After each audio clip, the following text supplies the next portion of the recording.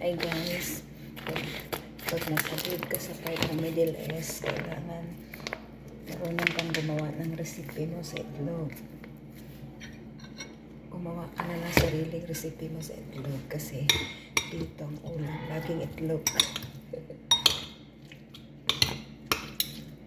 Ito guys, naglaga ako ng itlog. Nilagyan ko ng cheese at saka ito hummus. Yan guys. Ayan.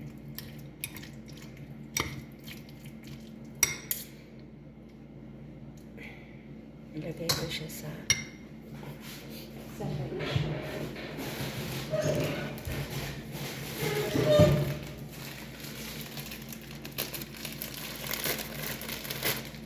ilagay ko siya sa sandwich guys.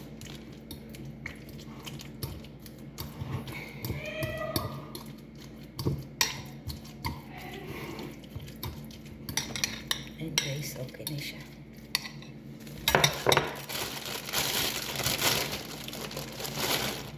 Palaman ko siya dito. Kasi ito, mainisan ko. Ayan. Ayan guys. Kailangan talaga gagawa ka ng sarili mong recipe ng itlog kasi araw-araw dito sa Middle East itlog.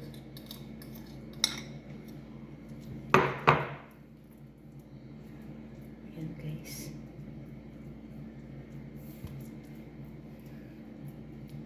Ayan guys. Tapos ang gagawin ko, takpan ko siya. Ayan. Tapos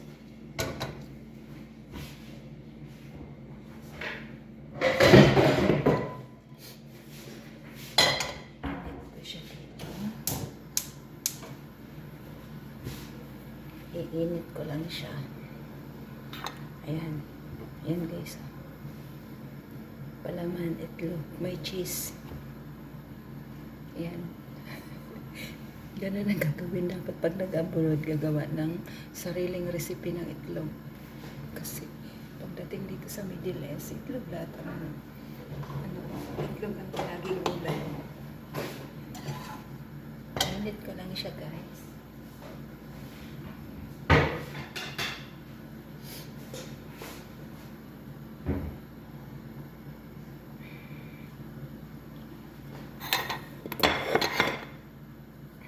Oven kami, ayaw kong i-oven.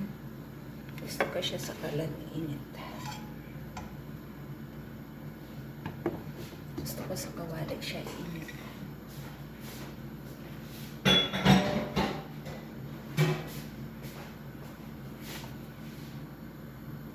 Ayan.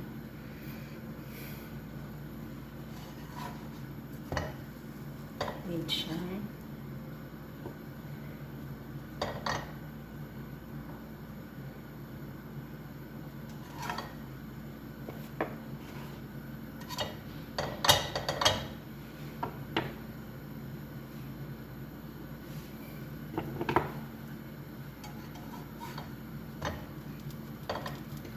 siya na yung partner nito guys, kape.